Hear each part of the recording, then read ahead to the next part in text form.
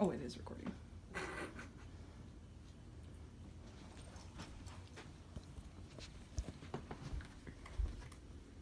All right, this is my speech on how social media has affected our social communication. Think of this. Your phone buzzes going off, be it a call, and you think, internally groaning, you think, why couldn't you just text me? Why couldn't you just message me on Facebook? Another instance is when you're at dinner with family or friends and you look up from your phone to see everyone else's face is lit up by the light of their phone, mindlessly scrolling through a feed on Facebook or Instagram or Tumblr. Another instance is you're at a bar. Someone approaches you wanting to have a conversation. Internally you panic. You look around. Why are they talking to me? Why are they trying to interact with me? But then your phone goes off and you see someone else swiped right on Tinder. You smile and you message back and strike up a conversation while the physical person there wanders back into the crowd. This is a reality for most of us that we've all faced on how social media has affected our interpersonal communication with physical people in the real world. I'm 25. I'm in the midst of the millennials and the social media and technology generation. So I can find myself getting pulled into it. But I've limited myself to only Facebook and not Twitter, because I can't figure out Twitter, as well as Snapchat and Tinder, and that's about it. And I've learned that that's helped me with my communications with everyone else, and I think that's something we all need to really look into. So the things we're going to go over in this speech here today is the facts that on how social media can be negative impacts for us, how they can affect us emotionally, as well as ways maybe we can do to help break this cycle of social media over social interaction. A news site on independent.co.uk has an article written by Rachel Hosey back in March of 2017. It states that people on average who visit social media sites over 58 times a week are more likely to feel lonelier than those who only visit those sites 9 times a week. It also states that spending more than 2 hours a day on social media gives you up to twice as high of a chance of feeling socially isolated.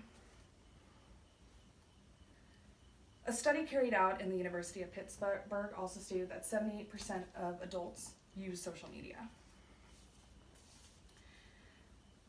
The impact of social media on personal and professional lives and Aldrich perspective was written by Jesse Fleck and Leah Johnson Migalski.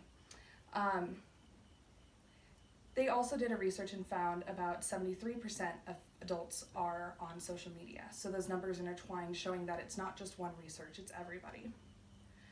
In 2016, a June edition of Time, written by Eric Barker, talks about FOMO, means fear of missing out. It's actually been used so much that it was put into the Oxford Dictionary in 2013. 3/4 of young adults experience this phenomenon, this all-consuming fear of feeling left out, causing this internet addiction that ends up hurting us in the long run. Vittel Boris wrote an article in Psychiatric Times stating that social media relationship fosters narcissism in ordinary individuals and encourages narcissism hypertrophy, which means engorged or enlarged, in those who are already possessing a cluster B trait. Cluster B trait is needing self-gratification, narcissism. What better outlet for people obsessed with themselves than to talk about themselves often in the most trivial ways imaginable to as many people as possible. Facebook, Instagram, Tumblr, it's perfect. So how do we fix this? We've been sucked into this vortex of a non-reality. So how do we pull ourselves out? An article written by Sredev Sharma in February 2018 on SocioBits says that there are multiple time management apps you can actually find out there in the Play stores that can help you manage. Actually, it tracks the time you spend on social media, and it's been proven that when you track your time, you pay attention to it more, and you notice where you're at, and it makes you pull back. It's like budgeting. You know how much you're spending and you don't spend more. Same thing with your time management. So we need to take that leap. We need to learn how to strike up a conversation. We need to just say, I'm gonna have a conversation. I'm not gonna text somebody. That's another way that we can help pull ourselves out of this social awkward society and be able to have better interpersonal communications. It's not that hard. You can look to someone to your left and just ask them, how was your day? We're in Nebraska. We're a pretty friendly state.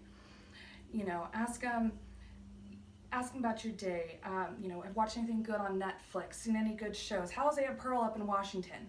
You know, anything just to keep the conversation flowing and break down that brick wall.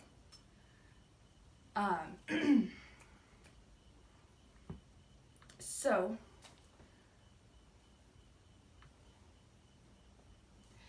a quote by Lori Ann Wagner in the Journal of Individual Psychology states that it appears we are neurologically attuned to be social creatures. Mirror neurons allow us to feel and experience another situation as our own.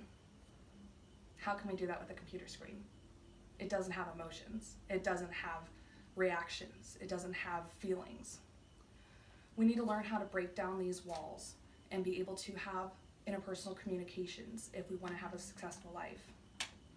If we don't, we're going to turn into those brick walls and have communication skills just like those walls. I would have known. I've run into a few of them. Thank you.